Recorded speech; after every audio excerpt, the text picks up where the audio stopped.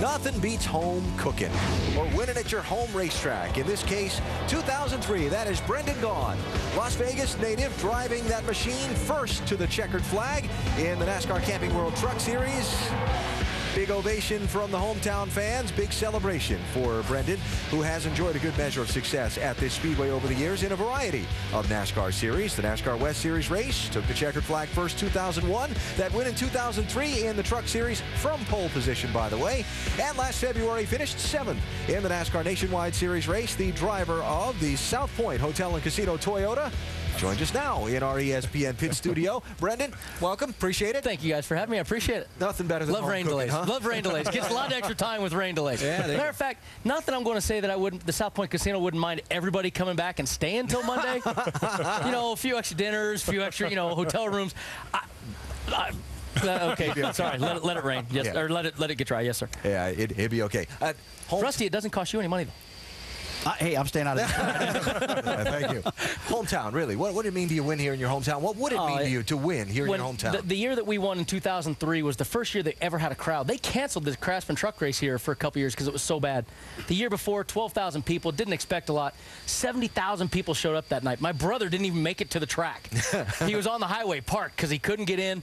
You know, it was one of the greatest feelings of my life, but I'll tell you what, to win a nationwide race here, to do it, with the next level up, to do it with an old black and gold scheme that looks familiar, of a guy that is sitting a couple over, it would make that look like it was just winning a high school basketball game.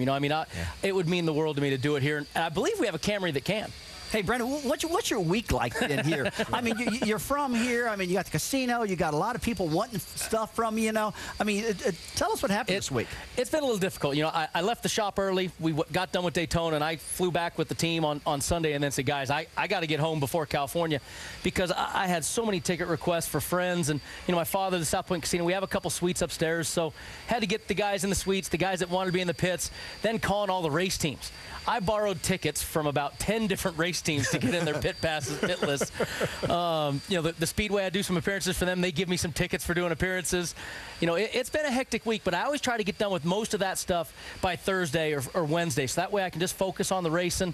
Rusty was nice enough. We did a little autograph session at the South Point Casino last night. That was the last kind of, fan-related sort of deal, and then it's been all business, but it's difficult this week. As much as I love it, it's difficult. Yeah, Brendan, a couple of years ago, when you came over to drive for Rusty's race team, I remember saying, man, that guy's really good in the trucks. You get up on the wheel. Fun.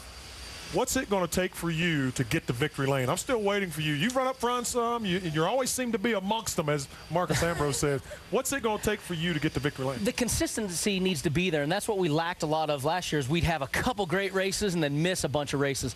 And what we did was what we did in the offseason. We got Dale Ferguson in charge of our engineering program, took all of our chassis, made them all the same. Okay. Then took them all to the TRD facility, and they measured them and did all these different pieces and engineering stuff. And that's the biggest thing, was getting that engineering. What you folks at home don't realize is how much money these cup teams spend on engineering and engineers themselves. And if you're not that cup team, it's tough to do it. Well, TRD, Toyota Racing, is giving us access to all that. And that's what I honestly believe is going to make us more consistent. You look at how well Steven's been. Yeah. You look at where the 62 team has run the first two races. Yeah. We didn't have finishes. Right. Had a guy land on top of me one race. Got a speeding penalty. We've had a few issues this season. There is that, yeah. But we've had good race cars, and that's the goal, is to get that consistency and then to get some more data. And once you know the data, with that number coincides to your driver, then the crew chief can say, okay, we know that my driver likes this number. And we start there every week, and we're faster when we start, and we can make a better adjustments during practice, so we're faster for the race. It will be there this year. Guy's a college basketball player. He's smart. What has he said before about his college basketball career? Yeah.